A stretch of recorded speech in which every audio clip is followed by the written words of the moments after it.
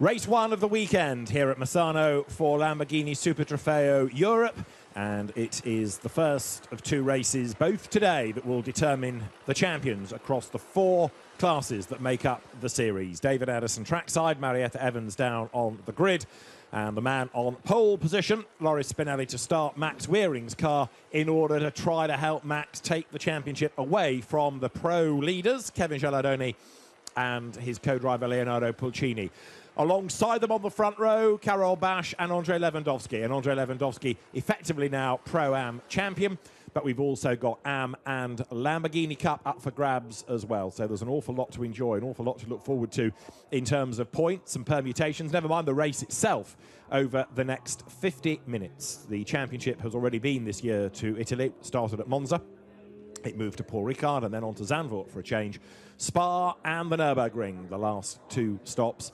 And now, although it was pretty chilly this morning, the sun is out and lots of Lamborghini guests, lots of excited supercar fans trackside too to watch the four races that we have today. Two coming from the North American Championship and two from Europe. We've had Richard Antonucci already claim a win in the first of the American races, and now let's see what happens in the European Championship. Track temperature, 13 degrees. It's still pretty cool, but the drivers with a warmer temperature to cope with than they did at 9:30 this morning in the American race, when it was very chilly indeed and we had dramas on the first lap. So there is the grid looking down onto it, and of course everybody with the same type of car, the Lamborghini Huracan, but then split because of driver ability and experience across the four classes. When you see the graphics, Pro is in red, Pro-Am blue, the Am category in the yellowy green, and the green for the Lamborghini Cup, which caters for the real gentleman racer, the real inexperienced competitor.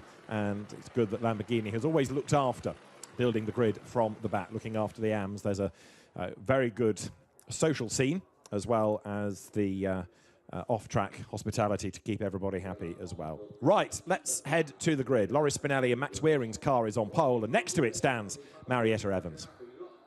On weekend for this team, Loris with Kevin down on fifth row. This is a very opportunity for you to try and help Max take points away from the championship leader. Yeah, for sure. So we will start in first position, so on first row will be easy for the first corner. It's important as well for me, this championship, to bring home with Max. So let's do, and let's see after the change driver. And I guess a lot of confidence after the double victory in Nürburgring. Yeah, exactly. I mean, with this car, I have a good confidence. So, I mean, I know what you have to do, and I hope I can do better today. Thank you very much. Good luck. Let's go racing. And Loris Spinelli, and in fact his co-driver Max Wearing, have already been out racing. Loris Spinelli sits on that grid as a winner already. He won Pro-Am in the first North American race. Max Wearing was in that race as well and got third overall. So the drivers have already been out on track and experiencing what the circuit is like. There is Karol Bash, who is the pro in the Pro-Am car alongside. Now, already, as I say, the championship there effectively sewn up by Andrei Lewandowski, because the only person that could do anything about him in terms of catching him is Karol Bash, but because they're in the same car, it's impossible. So there's only Karol Bash's points tally within range of Lewandowski, but if Bash were to score, well, so would Lewandowski, so it's all academic. So he's the champion in Pro-Am, and Andrei Lewandowski is one of those sort of serial Lamborghini championship winners. You can join the conversation this weekend on Facebook, Lamborghini Squadra Corsa, on Twitter, at Lamborghini SC as well. Right, there is the grid looking down onto it. The last car that is there is Kumar Prabhakaran, the Malaysian driver.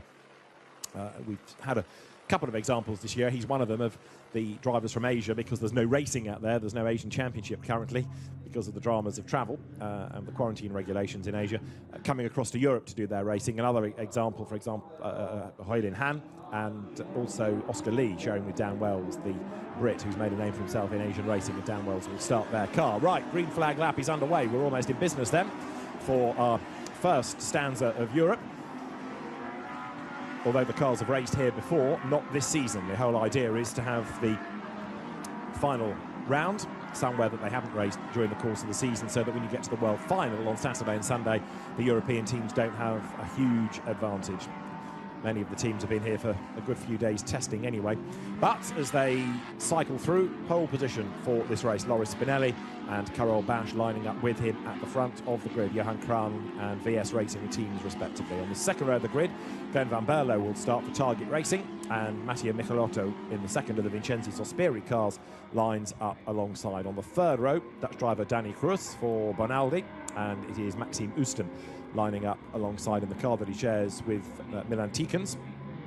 Then we have Kiko Galbiati, who's had a Pro-Am win this year, but he's a soloist in Pro here, with Sebastian Balthazar starting 8th, very much an outsider for the Pro Championship. Then the Championship leaders in Pro, Kevin Gilardoni and Leonardo Pulcini. Gilardoni starts ahead of Dan Wells' car with Oscar Lee as the co-driver. Then, newcomer, very impressive, Sebastian Frybo with Andrea Cola lining up alongside him. Next up, Kevin Rossell and Gabriel Rindoni, the Luxembourg driver for Lippert, out of the AM class, ahead of Davide Valsecchi in the guest car. The GP2 champion lines up with Bronek Formanek alongside him. Then it's Yuri Wagner and another of the newcomers for the weekend, Andrea Tarabini. He will start alongside ahead of Donovan Privitello, son in the father and son car, and another newcomer, Axel Blom, joining Massimo Siglia. Heulin Ham is next with Raffaele Giannoni, the uber cool Italian, who you barely ever see without his sunglasses on, and he's a very quick driver in the AM Cup, ahead of Gerhard Watzinger and their Pier Feligioni, who is here with Daniel Waschinski fighting to win the Lamborghini Cup. Gerald Vanderhorse from Lamborghini Cup is next with Clodif Gosselin, the AM class leader. Next, Petar Matic shares the 14th row with Gregor Mokczulski, and then it is Oliver Freimut lining up alongside Holger Harmsen. The 16th row of the grid, Hans Fabry, who had an off yesterday, and Libor Dvoracek lines up alongside him with Kumar Prabhakaran to round out the grid. So that then is how they are. Good to go for this first European race. 50 minutes, mandatory pit stop, 20 to 30 minutes. If you're on your own, it's 63 seconds of stationary and 143 line to line. If you're a two-driver entry, it is 60 seconds stationary and 140 line to line. So the leading car, the Urus, peels into the pit lane, and the drivers then now concentrate on the lights. Loris Spinelli has one real task: push and build up the lead for Max Wearing to consolidate in the second stint. The only thing that might go against that really is a safety car to whittle the advantage away in the first stint, but the lights are red. If Daniele Galbiati, the race director, is happy, he'll give the indication to flick the switch and we can go racing them. And the race is go. Lights go green, it's blast off. The cars thunder down towards the first corner, and on the inside line, Loris Spinelli then should grab the advantage. He does so as they turn their way right, left, up towards the Rio curve at turn 3. Up the curve there goes Danny Cruz in number 33. Darts up the inside of the traffic, gets ahead of Mattia Michelotto, and he's still on his toes. Look, dive bombs there, the Dutch driver Milan Tikens, but he's gone through. So now as the cars accelerate up towards that back straight for the first time, Loris Spinelli has the advantage. The Polish driver Karol Bash next. That is Dan Wells going through just up ahead of Kevin Gilardoni, and that pushes him one spot down the order as the cars battle their way down towards turn 7. Into Coeccia they go, and a challenge made by Karol Bash on the inside of Loris Spinelli. So he desperately here wants to find a way through on the inside, but he can't do it. The field turning their way then up now through the turn at the top of the lap, through Tramonto, that right-hander that tightens all the way around, and then it's back onto the power, heading down towards Curvoni for the first time. So, up front, Loris Spinelli leads the way. Karol Bash runs second, and then in third place, Glenn Van Berlo, as the cars thunder their way up towards the completion of lap number 1. Also going nicely there, you see number 10, which is Yuri Wagner, another of the Lippert cars going nicely. Yuri Wagner from the Pro-Am competition as the field accelerates up towards the end of lap 1. And now, look, Spinelli is just starting to edge away a little bit. Sebastian Balthazar goes through number 2, but at the end of lap 1, the leader is Loris Spinelli. And the thought of him taking on Richard Antonucci for the World Final is going to be something pretty special. In second place, Karol Bash, Glenn Van Berlo is third, with Danny Cruz right up behind him. Then it is Maxime Oesten, and behind him Mattia Michelotto as they wriggle their way out of turns 2 and 3 for the first time. Dan Wells chasing after Kiko Galbiati a little bit further back as the leaders then head up towards the Rio curve, and out wide goes Van Berlo. Danny Cruz tries to get up the inside of him in the car that he shares with Dan Pale, but he couldn't make a way through there. number 6, Mattia Michelotto. Now he's dropped back effectively from where he qualified. Qualified 4th, he's running 6th. Spinelli led at the end of that one by 8/10 of the second, and another dive to the inside. Down at Cruz, again trying to unsettle his fellow Dutch driver Glenn van Berlo, but he can't find a way by. We've had a huge influx of Dutch drivers into Lamborghini racing over the last few years. Triggered, I guess, in a sense, by Peter Cox many, many moons ago.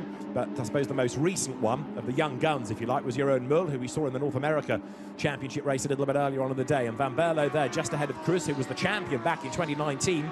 Going with him then the next Dutch driver, Maxime Ooston, ahead of Michelotto, Balthazar, Galbiati, Wells and Kevin Gilardoni. He's only 10th, which is not good for the championship. That's 8th in class, but even so, that's putting the pressure on Leonardo Pulcini in the second stint.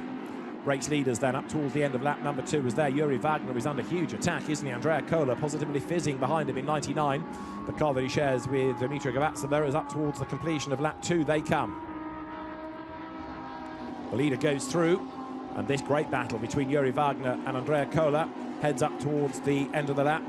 Kohler for the Target Racing team, and the target very definitely is the Leipert car of Yuri Wagner as they head now down towards turn 1. To the outside line goes Andrea Kohler. That is brave, and it's brave, and it's brave, and it works. Brilliant stuff, but he's going to run a little bit wide into the middle point of turn 2. Just gathers it all up for turn 3, and it works for him. Andrea Kohler then goes through, takes the place, and that therefore is 3rd in Pro-Am, and it's 14th overall. And there is a car possibly with a problem. Now that's Pierre Feligioni, who has dropped a long, long way back, and Feligioni needs to be on his toes here because he's 2nd with Daniel Waszinski in class, and hence needs points from this race in the Lamborghini Cup. Right, Andrea Kohler you're on board with now. 2nd gear out of Quercia up towards Tramonto. So the road, you turn left, and then it tightens left again. But it was a really good effort round the outside. And this is how he did it then. So Andrea Kohler in replay to the outside line of Yuri Wagner. There was the real estate, but he's out wide. You see how he has to fight the car through turn 1 and then through the next left. And he was in danger of running out wide, but he got the job done nicely as Loris Spinelli now, with the fastest lap of the race to his name, starts to pull away. Heads up towards the line. Goes through with an advantage now of 2.3 seconds. So this is looking good for him. Karol Bash 2nd, and his target is to do the best job he can for his co-driver, Andrei Lewandowski, to help him win in Pro-Am. Glenn van Berlo is 3rd, ahead of Cruz, Ooston, Michelotto, Balthazar, Galbiati, Wells, and Gilardoni still not making progress. He's still trapped down in 10th place as the leaders go by. 39, I should say, is Huilin Han, the Chinese driver that's done the bulk of his racing in Europe this year, largely because of the travel drama. So once he's been in Europe, might as well stay, and he was at Paul Ricard to try and do the GT2 races as well. So Huilin Han has had a busy season of European racing, whilst very little has been able to happen back in Asia. So 61, the race leader, Loris Spinelli. This really good news for him and Max Wearing. You get a point for pole position, and it goes to each driver of the car. It's both of them. So Spinelli's pole gave another point to Max Wearing, which is important. And therefore, even though the race 2 point for pole has gone the way of both Gilardoni and Pulcini, the margin remains at 8 points between them. And a win here with Gilardoni only 8th in class, assuming things stay as they are, would certainly help. We've had strife there, look, because off the road, first of all, is 21, which is Gabriel Rindoni, the Luxembourgish driver, and 22 has gone with him, Libor Dvoracek. So the green car from the Leipert team with all the flames spinning out of the back, that looks like it's at Quercia. But Rindoni and Dvoracek off the road. Rindoni is back on. He's had really good pace this year, Gabriel Rindoni, but no luck at all. And Libor Dvoracek is in the middle of the road, and that's not a good place to be, but thankfully he's got it fired up and he's able to move again. So Dvoracek rejoins. And how did all that happen? Well, it was a bit of a hip and shoulder again to Rindoni, and that all came from the Oregon team car of Alessandro Talabini. And then as Rindoni tried to get going, how did Dvoracek arrive on the scene? He appears offline, and I think panics. Oh, he might have got a tap from behind, actually. Yes, he possibly did, from another of the Lamborghini Cup entries. So Gabriel Rindoni, first of all, had to wait, then he had to breathe in and hope nobody hit him, and now he's got going again. And there, Libor Dvoracek, also badly delayed, back into the fray. So the race leader there, Loris Spinelli, hangs on, runs way wide there, doesn't he, coming onto that back straight, coming out of Tramonto. Karel Bash running in second place. Now Glenn Van Berlo is shaking off Danny Cruz just a little. And last time, Van Berlo, there he is, and the Target Racing car that he shares with Raul Gutzmann was quicker than Karel Bash for second place. So is this suggesting now that the gap's going to come down and the fight will build up for second spot? It's still quite a big margin. It's about a second and a half. And the incident between Gabriele Rindoni and Alessandro Tarabini is under investigation. So Tarabini, who is new to the championship this weekend, is being looked at for his part in the incident. The former Renault Clio racer. And the driver that got into the back of Dvoracek confirmed as being Petar Matic, and that's being looked at as well. So 2 incidents to keep the stewards on their toes. This is the view from onboard 33. Danny Cruz sharing with Lamborghini young driver Dan Pell. So Cruz, the 2019 champion. There, 54, is Maxime Oostum, who's raced in the Dutch Supercar Challenge before coming into Super Trofeo last year. The lessons learnt standing him in good stead. And there going through is the car in 5th place out of the Bonaldi Motorsport stable, one of the most experienced of Lamborghini teams. So the first 10 minutes are almost up. Another 10 and the pit window can open. There you can see Oostum with Mattia Michelotto, not that far behind him now, in fact. So that gap's coming down a little bit between them.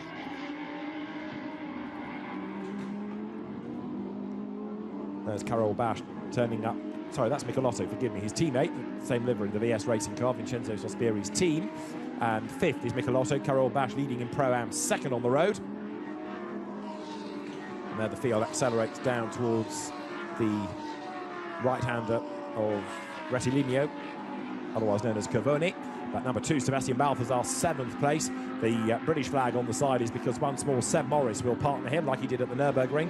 And Seb Morris, experienced driver, British GT champion, was very, very quick first time out this year. He has raced these cars before a long time ago, but he was good at the Nürburgring and should go even better here as up towards the line comes Sebastian Balthazar. Balthazar running 3rd in the championship. He's got a lot of work to do, and it's a bit of an outside bet. Another one to watch further down, Kevin Rossell giving Jonathan Chicotto a lot of work to do because he's only in 13th place as there. Balthazar comes out of turns 1, 2 and 3 through that little Parco sequence. Change, whoops, way out wide over the curb there. Change of co-driver after Noah Watt had his accident at Spa. Hurt himself a bit, but also hurt his budget rather badly. Number 8 is a class leader. So this is the FFF Racing Team entry out of the Lamborghini Cup that Donovan Privitello starts. And Dad Luciano will take the car over, the father and son effort. Behind, also going rather wide, is Tarabini. And then Axel Blom trying to join in the party in the Oregon colours. So much happening, battles all the way around the racetrack right now. The FFF Racing Team you're familiar with if you follow World Challenge Europe and America, because of great success that Andrea Caldarelli's team had. In fact, going back a few seasons into the what was Blancpain GT Series Asia as well, now GT World Challenge Asia. We've just had a pit stop from Petar Matic, so that car possibly picked up a bit of damage in the clash with Dvoracek. Now there, 96 turns through, which is Raffaele Giannoni, and he, in turn, is a class leader right now. He is the leading AM.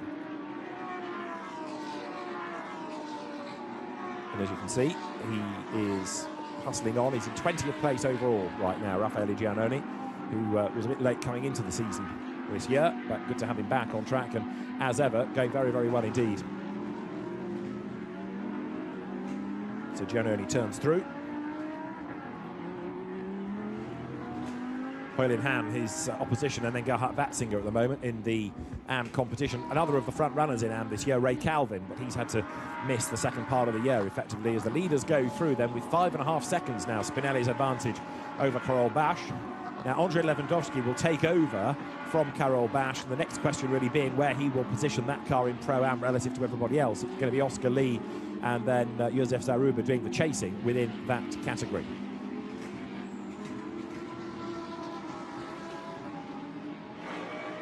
On board with Andrea Cola here.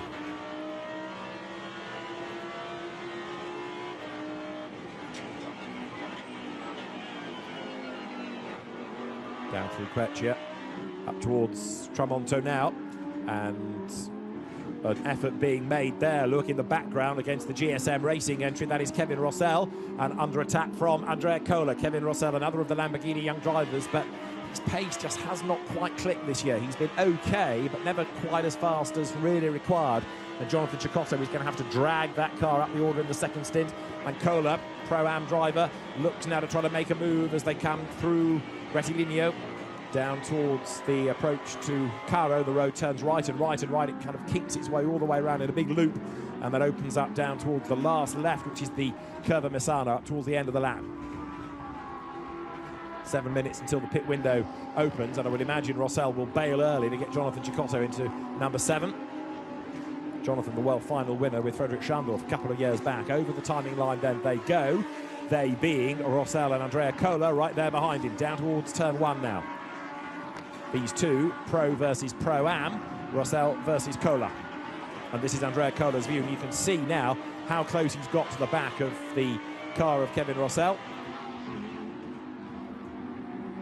Is a move to be made. Not at turn 3, there isn't, through that Rio curve.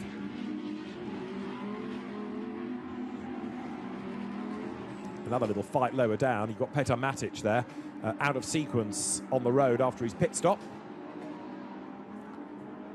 And are therefore back markers going to become a thing. Libor Dvoracek has also now gone a lap down against Loris Spinelli, who still leads the way.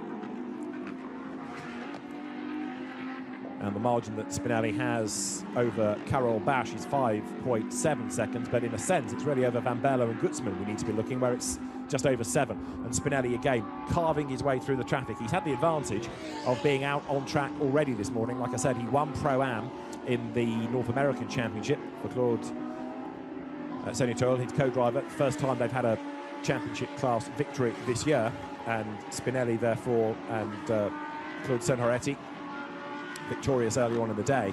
Now Spinelli therefore comes into this with lots of track experience. He knows exactly what's happening, how the car feels, what the road is like, and also we've got a penalty being offered up, and it is for Alessandro Tarabini for contact with the number 21 entry that we had seen spin in the hands of Gabriele Rindoni.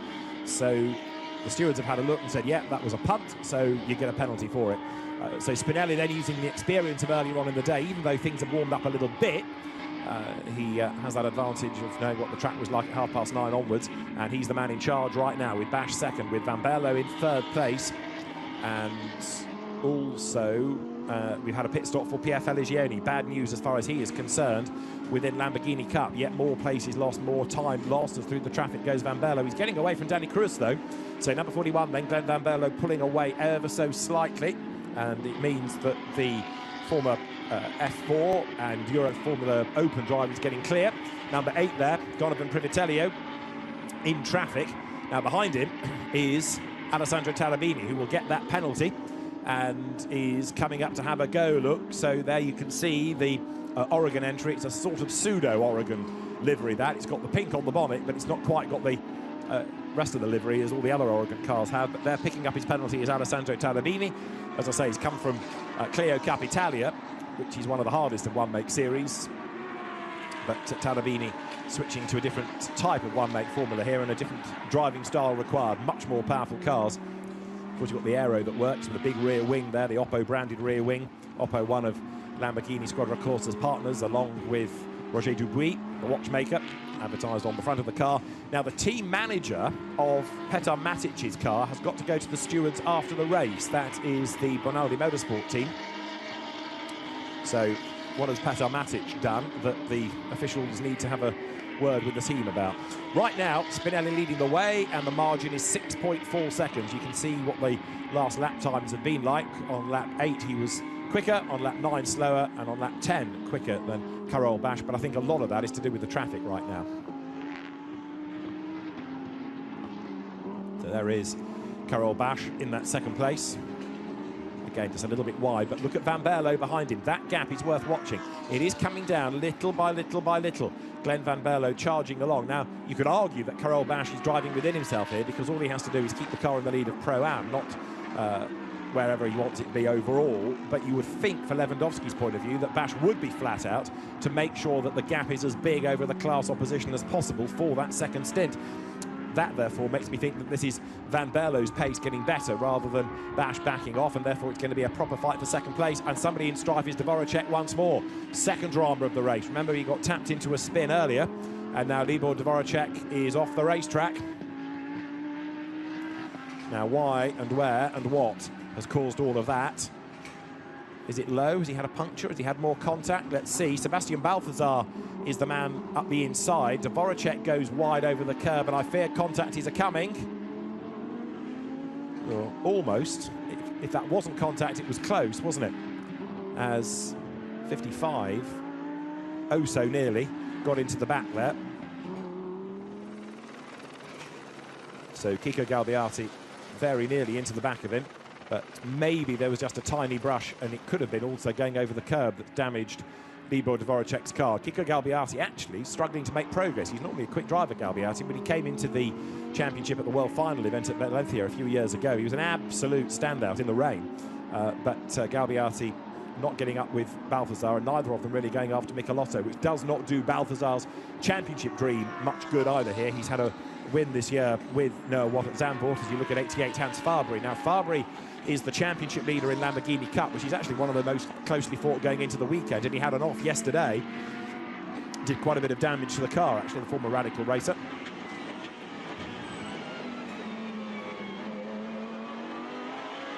Back on board with Andrea Cola, who has still not got past Kevin Rossell, in fairness to Kevin, so he's hanging on to the place. Ahead of both of them.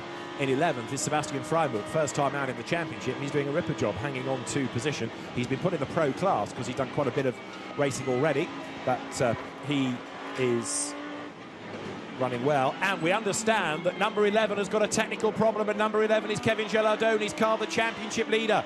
It's down in 22nd, 23rd, 24th, 25th.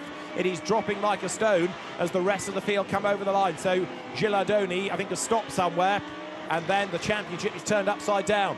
So we'll have a look around the racetrack, but there's a stationary car. Where is number 11? There it is, and that looks like a suspension breakage, doesn't it? Kevin Geraldoni is limping back.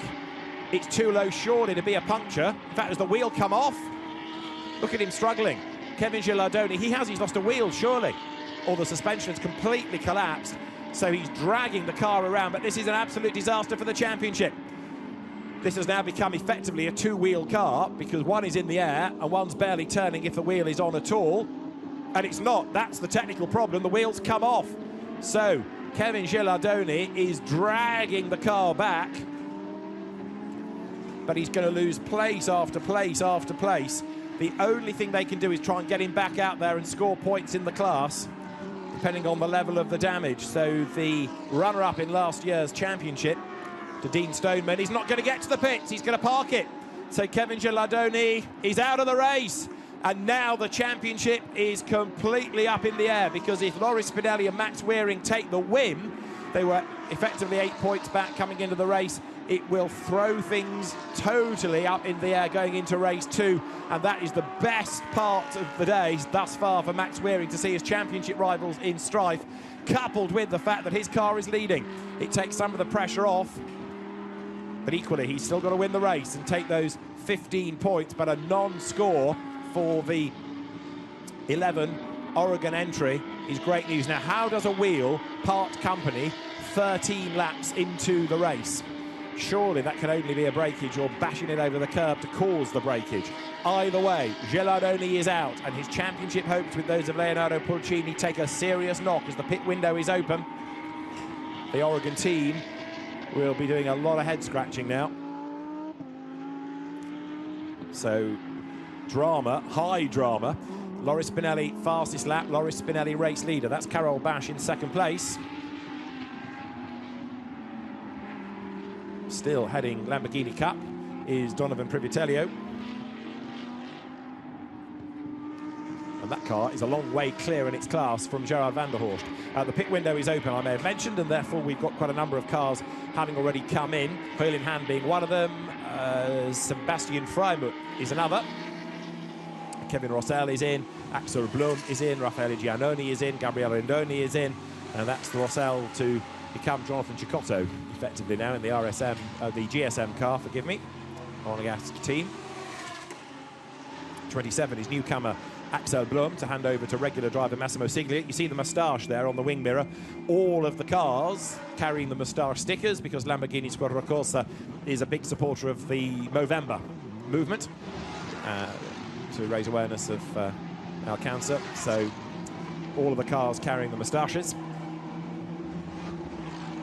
We haven't quite got to November yet, so facial hair is in limited display amongst the drivers. Right, the pit window open, pit lane emptying, and there Kevin Geraldoni turns off all the electrics in the three-wheeled car. And would have been on the radio, no doubt, to explain to the team, got a wheel missing, chaps, but they want to know why. They're the VS Racing squad just holding the car until the time is up. Got to get this absolute... Oh, and more damage has been done, and 24 limps to the pit lane. That is Oliver Freimuth, who's clearly hit somebody or something. So Oliver Freimuth, massively experienced driver, the 60-something-year-old German driver, but he's been a regular in predominantly Renault and Porsche one-make championships for many, many years before coming to Lamborghini racing. And that car limps on. It'll get to the pit lane, and then out will come the tank tape to try and sort that car out. So Oliver Freimuth is in. Loris Spinelli, in the meantime, presses on regardless. So he's going to have a busy day, like Max Wearing. They're in every race today, all four of them. Admittedly not doing all of it, although Wearing is doing the American races as a soloist, so he's been busy already. And there Loris Spinelli blasts on. 6.7 seconds clear right now of Karol Bash.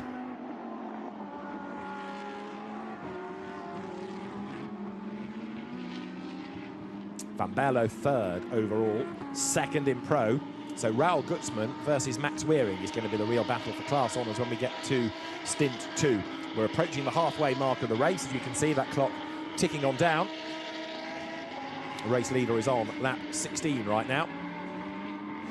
And the pit window remains open, as you can see. Everybody serving the mandatory stop. Seb Morris there, the Brit, gets on board Sebastian Balthazar's Leipert run car. Seb Morris from North Wales, member of the British Racing Drivers Club and an experienced campaigner at modern times of GT cars, with having been a Bentley factory driver. He's also raced Lamborghinis, had a one-off at Silverstone. He raced them at the Nürburgring recently, but initially made a name for himself in Ginetta Junior racing and then into Formula Renault in GP3. Sebastian Balthazar out of the car. Seb Morris ready to go. And get the countdown from the team, and Seb Morris gets away now then, so he has to, of course, abide by that pit lane speed limit, and if the team have let him go bang on cue, then he will be just the right side of the 100 seconds when he goes out of the pit lane. Breaks the beam, heads down that long pit exit lane that goes round the outside of the S's at the start of the lap, and then you blast back into action. There it is. Wait, accelerate, now. And Seb Morris does just that. Thunder's back on track, and let's see what he can do in the second stint of the race then here. The British driver, always worth watching. Good character with Seb Morris, and a quick driver to boot. The race leader, though, is Loris Spinelli. Avoids that little bit of debris in the road. We haven't yet got to the bottom of who contacted with Oliver Freimuth, or what contacted with Oliver Freimuth to give him the damage. But Loris Spinelli cares not, because he's absolutely on his own now. Talk about social distancing. There is nobody around him, 2 metres plus. He leads by 7 seconds from Karol Bash. There in the pit lane is Mattia Michelotto to give way to Michael Durbecker, the Mexican driver. Carter, Formula V racer. He's raced in Italy in Formula Renault and Formula Abarth, and also the Euro Formula Open. So he's been very much a European, if you like, despite being South American. Michael Durbecker gets into that car, and Spinelli now has to work his way through the traffic. Moves himself there, look, up past the VS Racing entry of Kumar Prabhakaran, the Malaysian driver. Motors by pretty easily.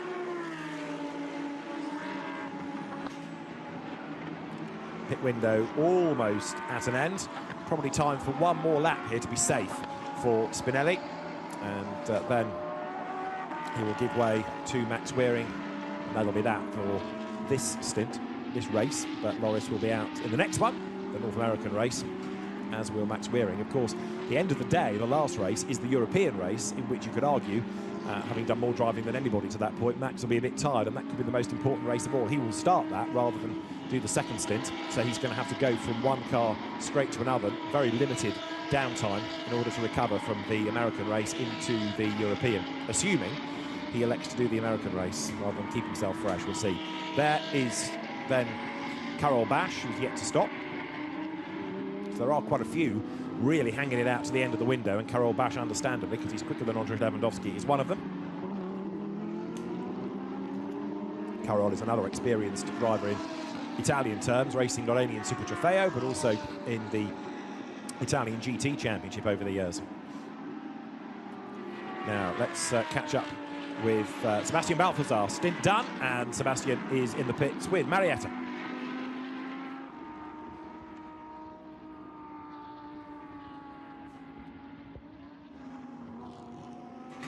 We'll come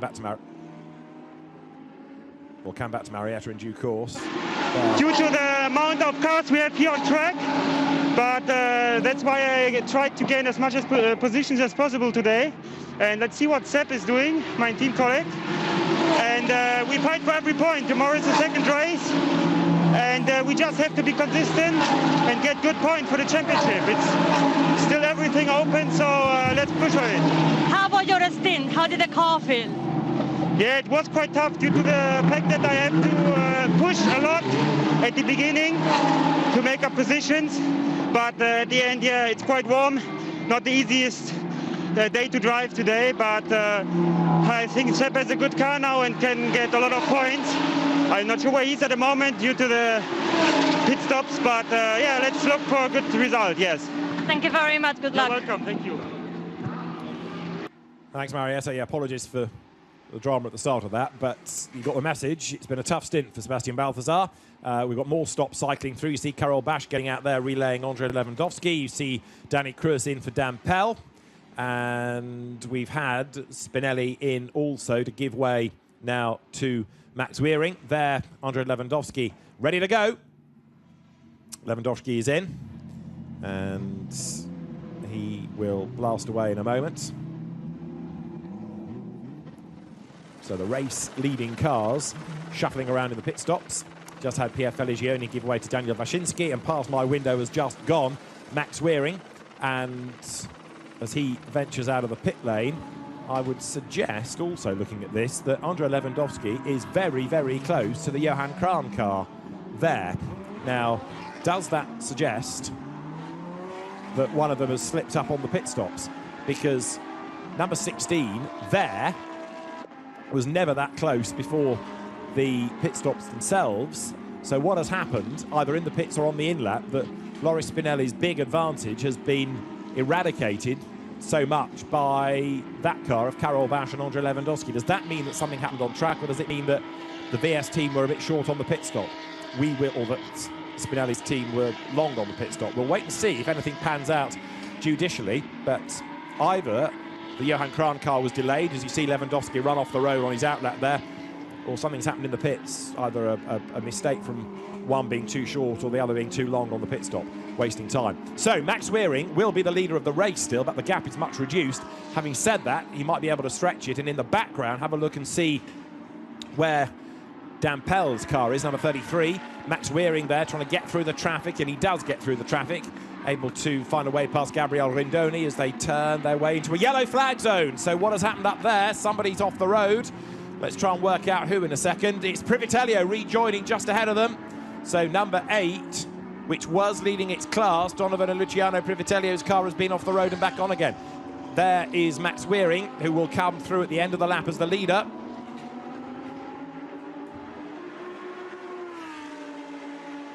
So through goes Max Weering. Loris Spinelli, fastest lap of the race, as he did also, in fact, in the American race. Illustrating just how quick he is. In second place is Lewandowski, 2.9 seconds. Now, Raul Gutzmann is third, 7 seconds back. That might be too tall an order, really, to do anything about the leader. Dan Pell is in 4th place. And then in 5th spot, Milan Tikens, and 60s Michael Dorbacher, as Privitello Senior runs out wide there. So Luciano Privitello, having had an off now losing place after place, and the danger here is that they lose the class lead to Gerald Vanderhorse.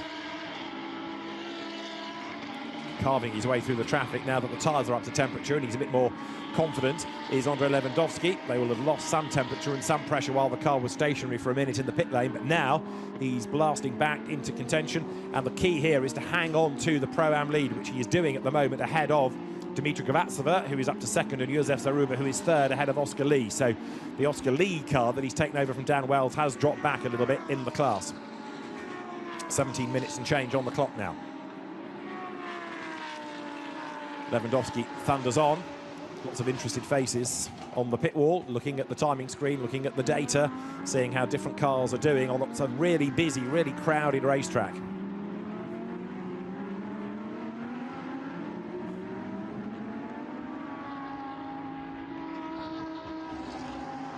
To the timing line comes Lewandowski. He's about to break the beam. Whoops, sideways. So that was coming out of the curve of Misano. He corrects the slide and goes through. So Lewandowski still well clear in his class. Now, that last lap was a 38.3. He's being reeled in by that man in 41, Raoul Gutzmann. So Gutzmann for second place is a real possibility. Gutzmann at the moment, though, not lapping as quickly as Max Wearing.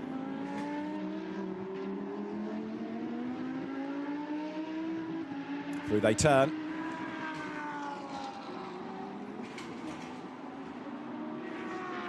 Nose to tail in the traffic. There, 96.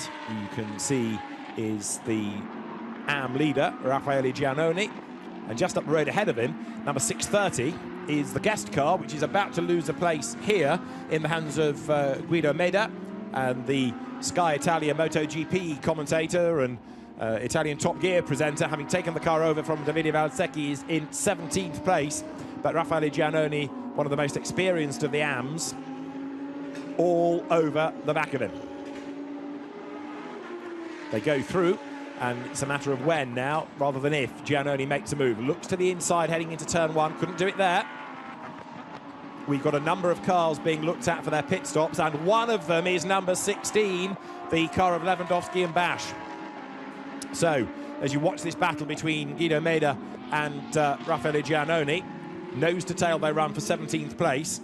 Under investigation for the pit stops are number 2, the Balthazar and Morris car, number 8, the Privitellios, 16, Bash and Lewandowski, and also 27, Massimo Siglia and Axel Blom. And what on earth has happened here? Because looks another suspension breakage, I suspect. Is that Freimuth's car? It is 24. Oh no, it's just bodywork against the tyre, but a lot of it. So Oliver Freimuth limps on. I thought it was a suspension breakage because of the amount of smoke that was being generated, but it's the bodywork, I think, just getting caught under the tyre and generating the smoke. So, amazingly, the tyre is still inflated, but the bodywork has gradually peeled itself away. So, Oliver Freimuth, there, look, as the bodywork gets to a position where it just wears away the Pirelli, creates all that smoke, gives the effect of a major failure. But actually, Oliver Freimuth carries on undaunted. Build them tough, these Lamborghinis, you know. So he bounces off the road. That might just have dislodged a bit more bodywork. Lets him carry on in the race. Max Wearing, race leader in the meantime. Well clear.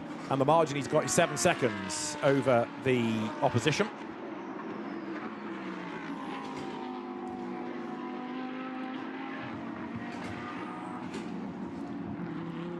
Raoul Gutzmann up into second at the expense of Lewandowski now. And Lewandowski is also being caught by Dan Pell in his first season in these cars.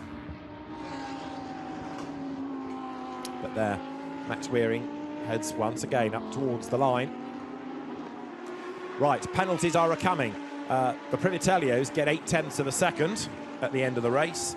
Seb Balthazar gets 0.6 of a second at the end of the race. We'll wait for more news about the Bash and Lewandowski car, and also Massimo Siglia, who is in 14th place, and Axel Blom, because that's not yet appeared on the message line on the timing screen, but it might do in a moment as you see the leader go through on lap 23 now. There goes Seb Morris through the traffic. Seb is in 7th place, and there ahead is Michael Doerbecker in the white VS Racing entry. So the top 6 beckons. plus the time penalty. It's 0.8 of a second for Siglia in the Oregon car and half a second for Karol Bash and Andrei Lewandowski. I'm rounding this to the nearest tenth, really, but they're going to be given a tiny penalty. They're fractions under, so you multiply it by 3, and that's what the penalty is.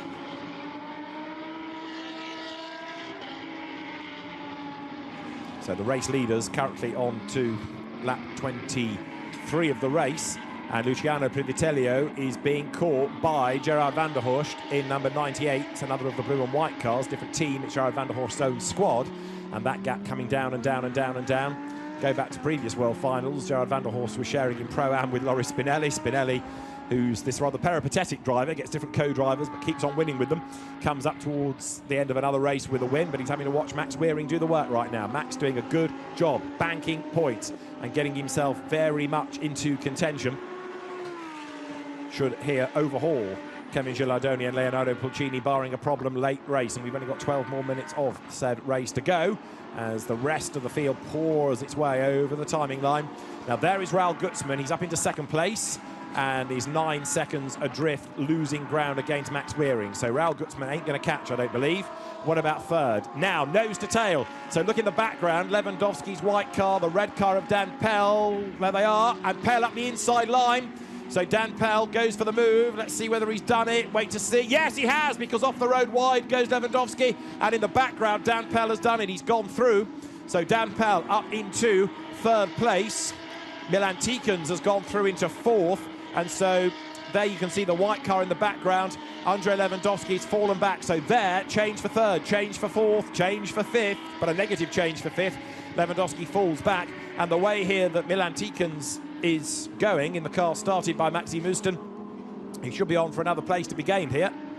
He's looking quick against Dan Pell, that's for certain. So Milan Tikans presses on, goes to the inside line, a flash of the lights, but I don't really know at whom from Dan Pell, because it's not a back marker ahead of him, it's a genuine fight for position that he's having to think about. So as they accelerate up together,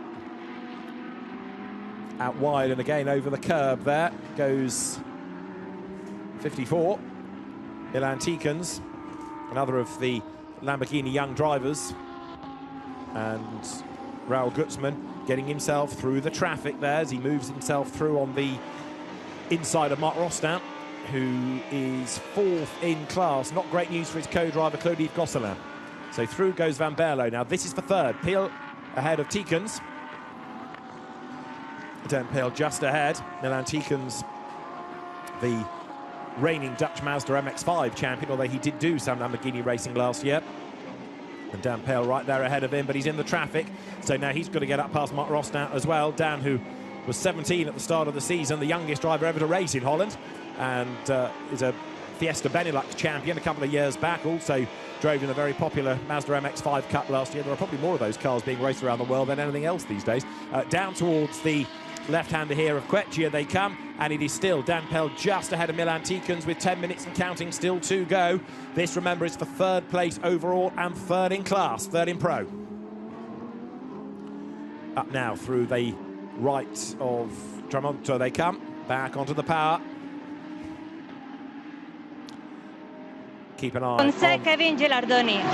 Kevin Gilardoni. Keep an eye on that battle. Right, let's catch up with what happened to Kevin Gilardoni and Leonardo Pulcini. Marietta is with them. Kevin, things already didn't start in the perfect way. You were guys down on fifth row. Then what happened during the race? But at the beginning I was not so fast, and then I started to push. The car was a good car, good balance, and we know to have a fast car in the second half of the race. So I was pushing as much as I can, but unfortunately I lost a tire and a wheel. So I didn't have a puncture. I completely lost the wheel with the tire. So I tried to come back to the pit with three wheels, but it was not possible. I was destroying the car and it was not safe for the race. So they tell me to stop, and the other things you see on television. Good luck for the World Finals. And it's not over until it's over. It's not over until it's over. We have the second race this afternoon, and everything could happen. It's not always bad luck for us. Thank you very much. The question remains whether it was a mechanical breakage or whether it was driver-induced. Had Kevin Gilardoni bounced it over the curb once too often, and that weakened something, which then failed. But only post-race when they get the car back will they know necessarily what exactly caused it all.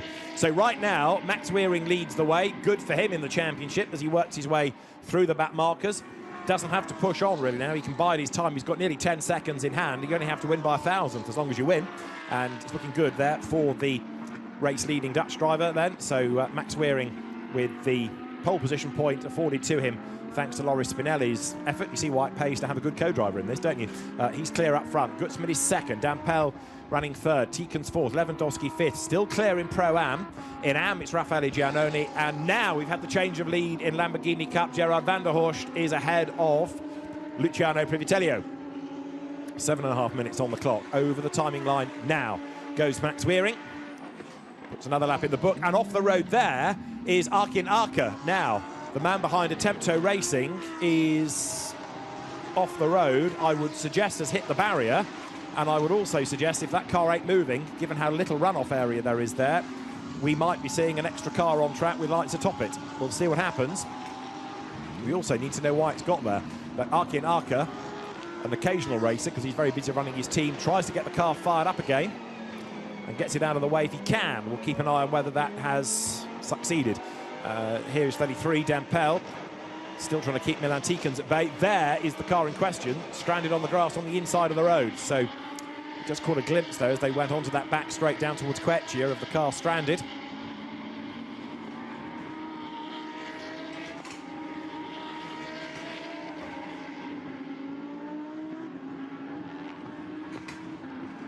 There once more is Milan Tikens, and you can see just how close he is to Dan Pell. So they raced against each other in Mazdas last year, now in Lamborghinis. As I say, this big Dutch influx into the championship. There's another of the Flying Dutchmen. Max Weering leads the way, 6 minutes on the clock. And a big spin for the leader. Max Weering throws away his lead, coming up towards the penultimate curve on the lap, and it's a puncher. Max Weering, the leader, has got a puncher. Just as you'd heard Kevin Gilardoni say it's not over till it's over, the race leader is in strife, and it's happened at least at the end of the lap for him. So Max Weering gets going, comes into the pit lane, but the tyre goes pop, and around goes Max Weering. So now he's going to lose the lead. They're going to have to put a new tyre on that car. Gutzman leads, Pell goes second, and it's only 4 tenths between them. Tikens goes third, and down the pit road comes number 61, Max Weering. They've got to get him back out and score points. They have to put that tyre on. They do so. He's got 5 minutes of the race to go.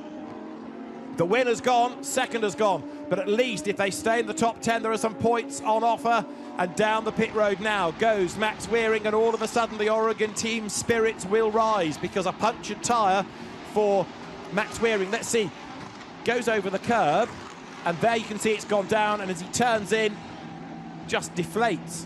So was it purely running over that previous curb? I don't think he'd gone behind it. Didn't look as though he'd cut the tyre down there, but gets going again. Knows that he's got a problem, and into the pit lane he comes. So all of a sudden this race is a very different type of race, isn't it? Because the order is jumbled once again, and so Gutzman, Pell and Tikens fight over the race lead, but that will have cost them so much time, the Johan Krahn Motorsport squad, because of the length of the pit lane here. We'll have to see in a moment where that's going to drop down to, but a long way down is the short answer. 12th back on track. So this now is the three-way battle for the lead. Raul Gutzman was never going to catch, but suddenly that car is leading, and they haven't had a win all season, so this could be the race of races in a way for Raul Gutzman and Glenn Van Berlo, but behind Dan Pell and Danny Krus's car, with Dan Pell at the wheel of it, and then Milan Tikens for Maxi Muston. He's there in third as they come over the timing line now.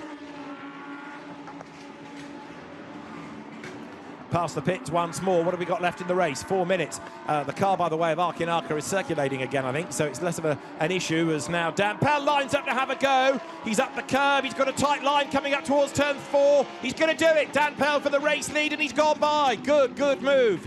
The Spa race winner has done it in a spin. Gutzman loses it. He gets collected by the traffic. Gutzman goes around, and he's got a tyre that's deflating. Look at the right rear. His tyre has gone. Gutzman's got a puncture now. So Raul Gutzman lost the lead, and the tyre has gone. More drama, late race. Amazing this, the way that in the last few minutes the whole complexion has changed. Now, was it contact that caused the tyre to go down? No, I don't think so. there's the contact there, yes, possibly in that little punt, but the lead had changed anyway, so it certainly wasn't a finger pointed at the effort of this man, Dan Pell. Milan Tikans possibly might have a finger wag, because if it was him on the inside, but right now Dan Pell leads the pack, and I'm sure that the squad will have been on the radio now at the Bonaldi team saying, just keep off the curbs. We're getting punctures, keep off the curbs. So Dan Pell blasts on. Of course, the driver's instinct is to use as much of the road as possible, and if that includes curb that you can get away with, they will. But right now they need to try and keep the car, I would have thought, for self-preservation purposes, really, within the white lines. Don't overdo it, don't risk anything. Now Max Weering is back on track, and after his spin, trying to work his way back through the Pro-Am traffic, but we need to see where he is in the class. He's not third, he's not fourth, and he's not fifth, and he's not in the top 6 even for points right now. 7th, 8th, I reckon he's going to be. And with only another lap to run at the end of this, another car being hoiked out of the way there in the background. We've lost Oliver Frybo into the pit lane. We've also had Arkin Arka limped to the pit road. So for quite a few of them, high dramas. And Dan Pell, looking for win number 2 of the year, comes through the traffic. There he is, the Bonaldi Motorsport car, a bit delayed. Dan Pell gets up the curb, but actually here is getting away from Milan Tikans, and Tikans is under investigation for the contact against Raul Gutzmann. So it was those two that touched. It wasn't about marker, it was the green car of Tikans, and so it's being looked at by the race officials. As here, Dan Pell pulls to the inside line, should be able to get through on the inside of Han Hoi Lin, which he is. Job is done.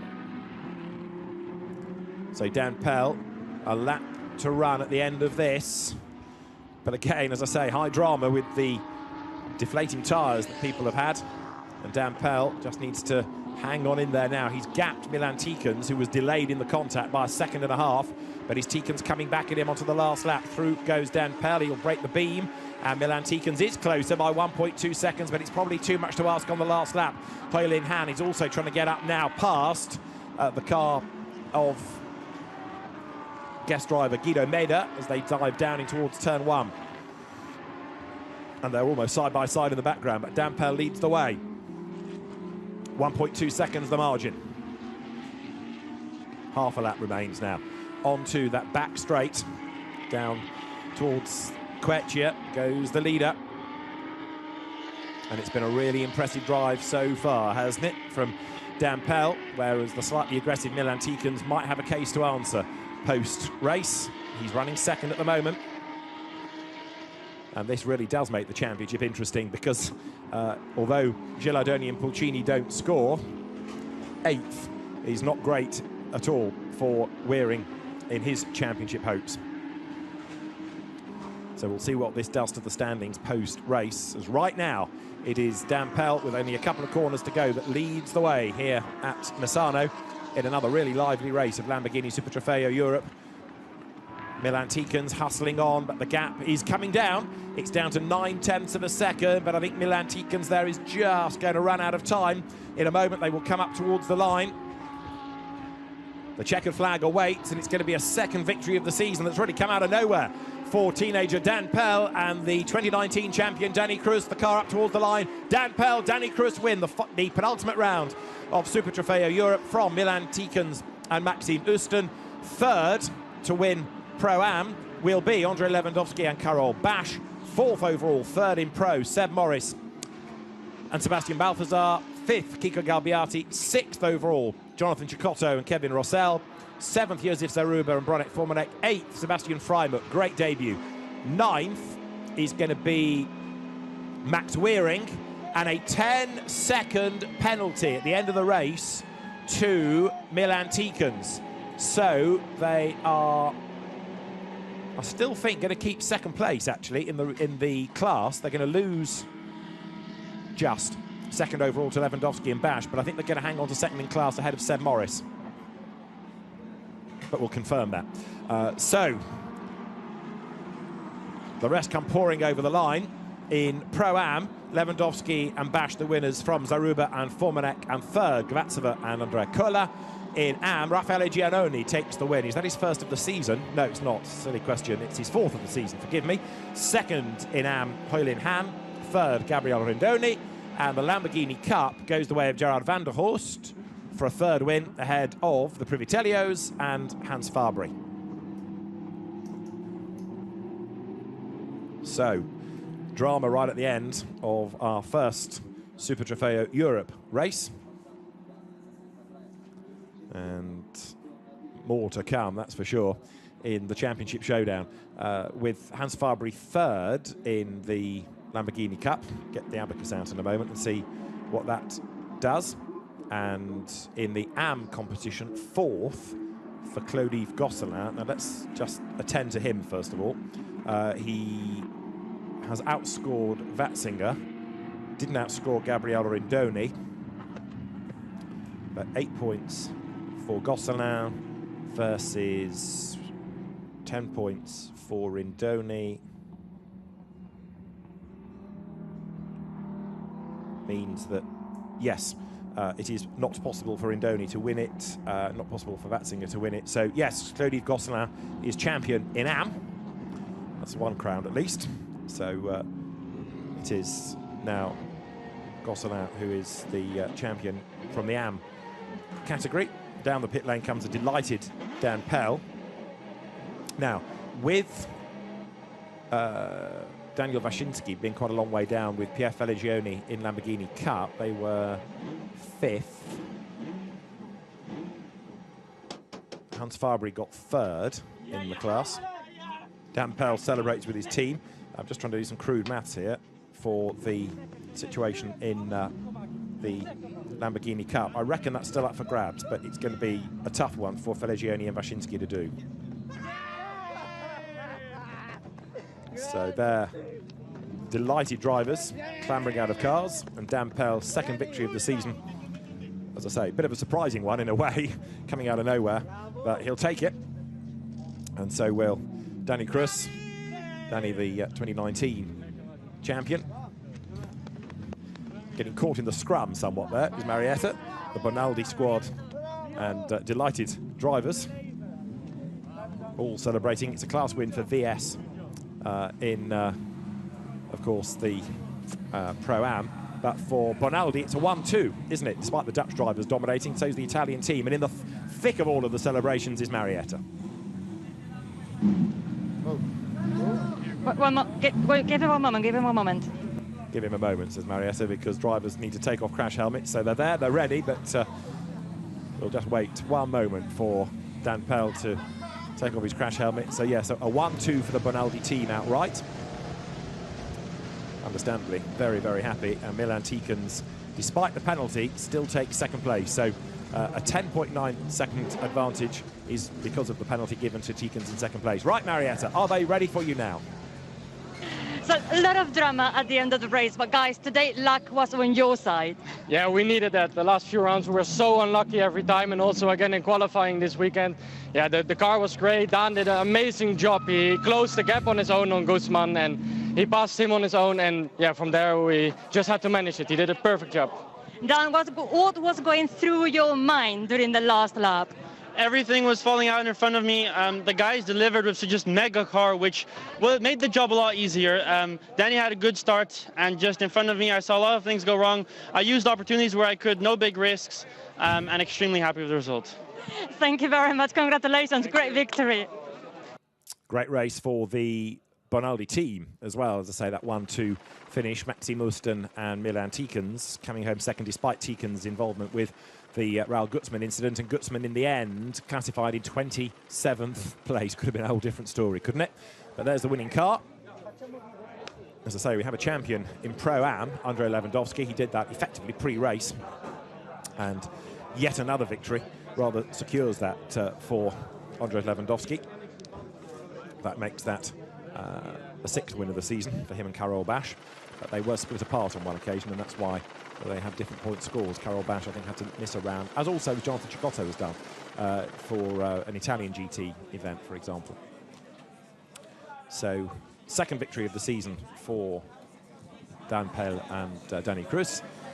The 6th win of the year for Andrei Lewandowski and Karol Bash. 4th win for Raffaele Giannoni. Right, let's hear from our Pro-Am victors, and in the case of Andrei Lewandowski, Marietta, a champion. Andrea, I think congratulations are in order. Yes, thank you very much. Today the race is the almost last of the whole year, and we showed that we were really fast. Yes, and I'm very happy, you know, because we have a lot of problems with the cars. It's much better, not perfect, but we are happy. And the fair for the general is amazing for me. Karol, how do you feel, not clinching the title, but being part of what he has been able to achieve today? Yeah, we did very well the start. Then I pulled away with Loris, so we leave a big gap to the third guard driver. Anyway, the race was on our plan. Yeah, we are on the podium in general with Pro-Am, so it's fantastic race for us. Good luck with the World Finals. Thank you. And of course, there is still one more European race to come at the end of the day. So we've got that to look forward to. So we'll have a look at their prospects a little bit later on in the day into race 2. Still, I think most people frantically looking at the moment at points computations. It is a point for pole for Gilardoni and Pulcini going into the next race. So they're on 108. Max Weering and Loris Spinelli had 100 because of the point for pole, and then were classified 1, 2, 3, 4, 5, 6, 7th in class. I'll go back to my calculator in a moment as we rejoin in the pits. Marietta. Congratulations on your Lamborghini Cup win today. Thank you, thank you. Yeah, it was very hard for me today, but I did not sleep very well. So in this way, it took a lot of energy, but it went well. Very happy. What was going through your mind when you realized the category victory was possible for you today? I was at that moment not thinking about, because Massimo told me on the radio that I was in P1 at a certain moment. So I thought I finished the race as good as possible, and it went well. We have seen you on the grid of this championship many times. What does it mean for you to be part of the Lamborghini World Finals? I like this week very much. It's also a week of pleasure with the team. A lot of laughter. Nice time with all the members. Thank you very much. Enjoy your victory. Thank you. Very well deserved. So Gerald Vanderhorse, the Lamborghini Cup winner. I'll be quite happy to be proved wrong on this, maths never being my strong point, but I reckon 4 points between Gilardoni and Pulcini versus Max Weering with a race to go. They're still ahead, but only by 4 points. Confirmation of the results. They cross the line. Dan Pell and Danny Cruz, the winners from Milan Tikens and Maxime Ouston, with Karol Bash and Andrei Lewandowski, 3rd winning Pro-Am. 4th, Sebastian Balthazar and Seb Morris, ahead of Kiko Galbiati, Jonathan Chicotto and Kevin Rossell, 6th in the end.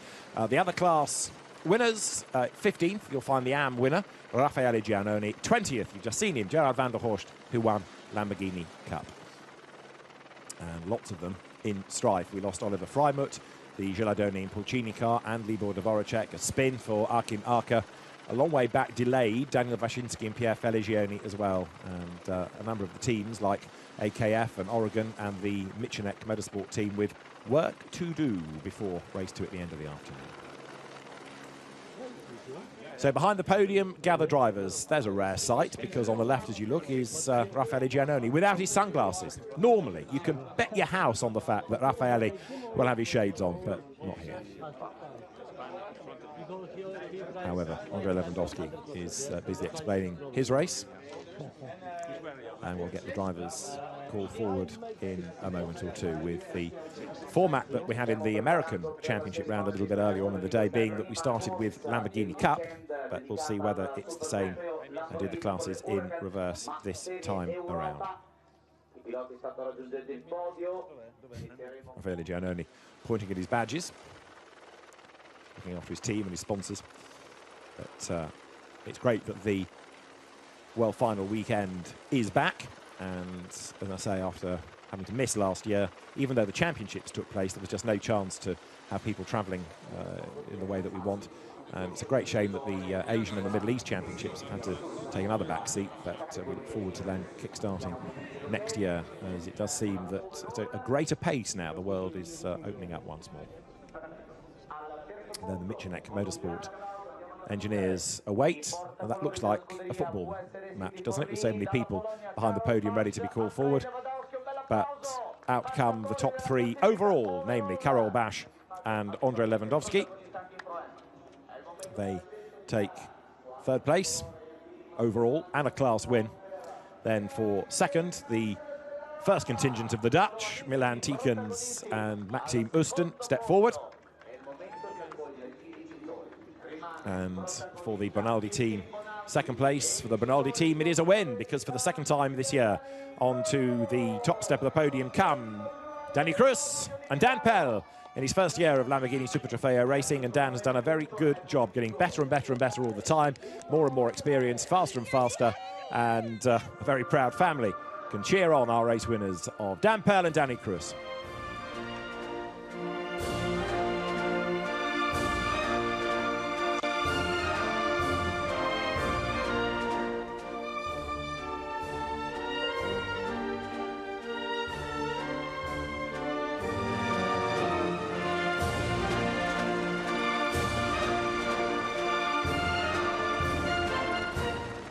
Caloroso applauso al podio e cominciamo con I trofei. È il momento di consegnare il trofeo. So the national anthem played for the winning team, for Bonaldi, and the trophies are presented. Federica Zenegi hands over the trophies, the European Series coordinator. And Federica presents there to Maxime Oesten, to Milan Tikens, the silver trophies. And then for the race winners, trophies held aloft. And the winners, Dan Pell and Danny Cruz.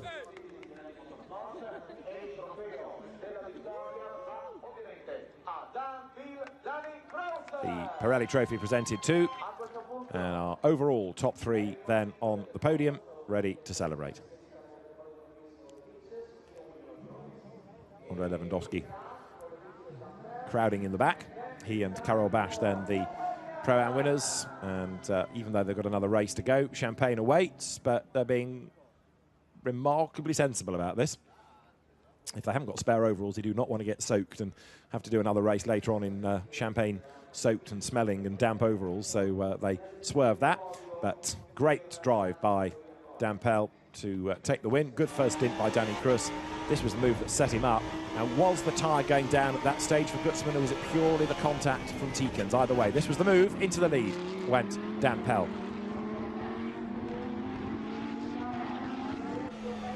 Dan Pell victorious, celebrating on that in-lap and celebrating with the Bonaldi Motorsport team for the second time this year.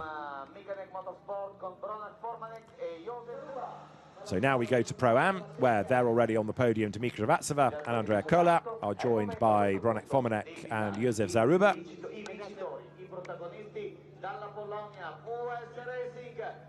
And then for the top step of the podium, sixth win of the year for Andrei Lewandowski, the new champion, and Karol Bash. Delighted drivers both make their way to the podium. Andrei Lewandowski, who has been a serial winner in Pro-Am for a number of years now.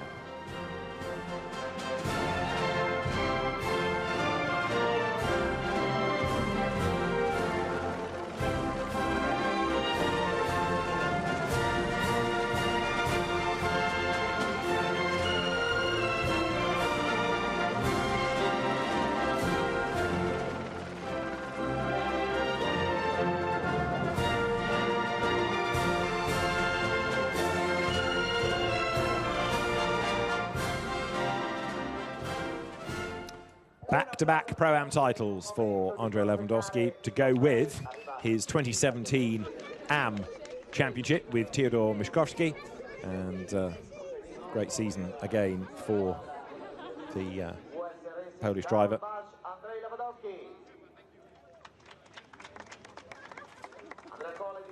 So the trophy's now being presented.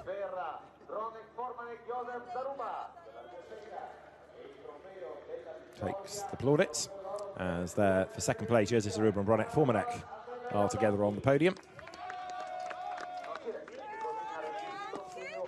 And the celebrations here are underway. Some leg it, others not quite so fortunate. But the champagne is sprayed. And Bronek Formanek and Josef Zaruba for the Bichanek Motorsport squad are absolutely soaked. So, from our Pro-Am drivers, next we will turn our attention to the AMs and to the Lamborghini Cup, where, again, we've had some great racing all season, great racing again today.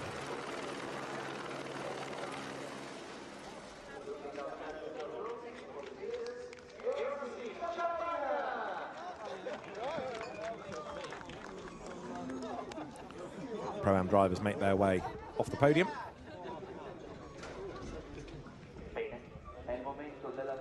And here in replay, a look at the Pro-Am winning car.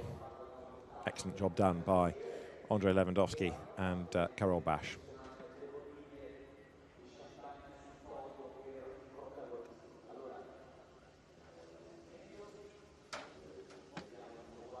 Six wins in a season is good going, especially when the quality of the opposition is this tough. So really splendid effort by both of them. The AM podium awaits, where Gabriel Rindoni will be first driver upon it. So Gabriel Rindoni, who had that early spin, remember, bounces back and takes third place. Again, good speed, but just rotten luck. It's not been his season at all, but he will be there.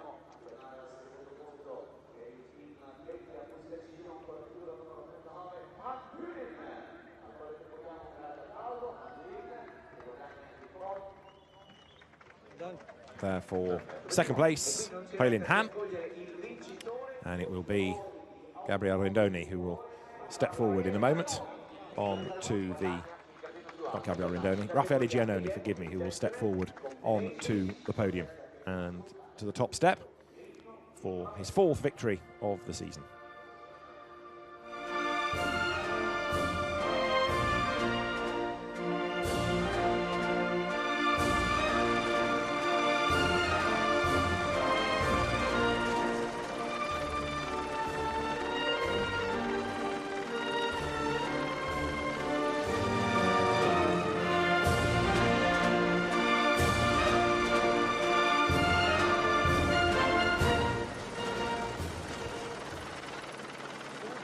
So Raffaele Giannoni is our AM winner, and he now makes his way from the top step without a trophy to being yet again a gold trophy holder.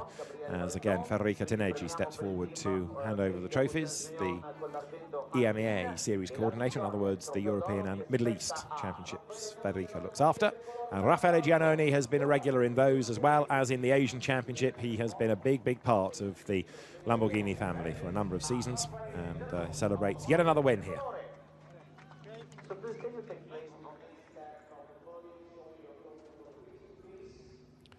So, well done to Raffaele Giannoni, and he will, as I say, bounce back in race 2 to see whether he can take win number 5 of the season. As far as the AM Championship is concerned, off the podium, but a champion nonetheless, is Claude-Yves Gosselin now.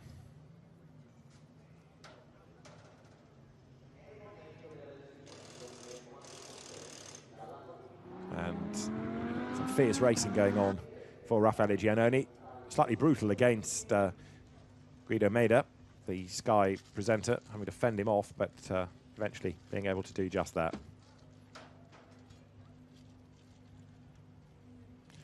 So complimenti Raffaele Giannoni, who takes the win, and he will head with yet another win under his belt to the last round of the championship. He can't really affect the title race because he didn't do the start of the season, but he's been winning when possible. And next up will be our Lamborghini Cup podium, the drivers for which will step forward in a moment. Possiamo cominciare col chiamare per Lamborghini Cup al terzo posto dall'Olanda per il team Imperiale Racing, Hans Fabri. So the third driver in the Lamborghini Cup, Hans Fabri, whose lead is somewhat whittled away. For second, it will be the Privitellios for the FFF racing team, And the top step goes to Gerald Vanderhorse as drivers step forward. So there, Hans Fabry is already there. In fact, the Privitellios, Luciano and Donovan Privitellio, make their way forward. Donovan the son, Luciano his dad, with his son he's on. And Gerald Vanderhorse makes his way onto the top step for his eponymous team, victorious in Lamborghini Cup.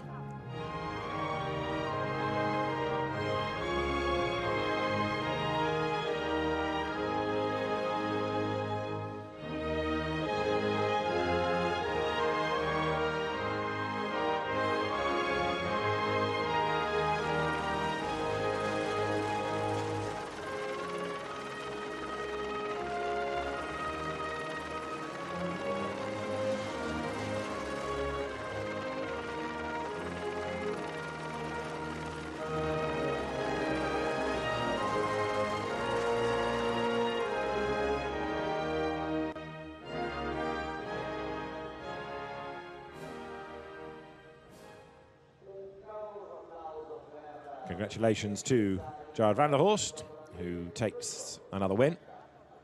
Third victory of the season. Again, he was a bit of a latecomer into the championship, but it's good to have him back, and it's good that he's going so strongly. So Gerald Vanderhorse is to be given another gold trophy in a moment. We've had there already the trophies for second, for third, and now for the winner, as Federica Tenegi hands them to, first of all, Hans Fabry, recovering after an accident yesterday, which damaged the car quite badly, but he's been back on track and going nicely. Then to the family Privitello for second, and then the winner's trophy and the Pirelli trophy also to Gerald Vanderhorse.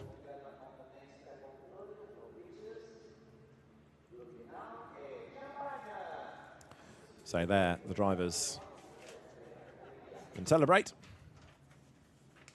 And thinking about wet overalls, thinking about the fact that they don't necessarily have a dry cleaning service before race 2. They will venture from the podium as well-behaved gentleman racers. And some good action we've seen across all the classes. The Privitello is being hampered a bit by Luciano's spin early in that second stint, but there, the distinctive livery of Gerald Vanderhorst's car coming home as the class winner. Once more, he has made life look, I wouldn't say easy in Lamborghini Cup, but he has been the man to beat in the category for a number of seasons now. Whenever he's on track, he's hard to beat. Runs his own race team as well as having his property development business. So congratulations to Gerald Vanderhorst, winner of Lamborghini Cup. And let's then have a look at the championship. Well, that is before you take into account the point for pole that Gialadoni and Pulcini have got for race 2. So it's 3 points now. It'll be 4 when they get to the grid over Max Weering. Sebastian Balthazar is now third, ahead of Maxi Muston and Milan Tikens. Raul Gutzmann and Glenn Van Berlo come next. So it's going to be a really good, fierce fight in pro when we get to the race later on in the day. Confirmation of Pro-Am championship won by Andrzej Lewandowski, with Karol Bash, his runner-up, and Bronek Formanek and Josef Zaruba. Only 4 points up on Andrea Kohler and Dmitry Geratseva. That's going to be one to watch when we get into race 2. Dan Wells and Oscar Lee next, with the AM competition having gone the way now of Claude-Yves Gosselin, 16 points ahead of Gabriele Lindoni, and he can't be caught. Ray Calvin absent this weekend. He runs third, now tied with Gerhard Watzinger.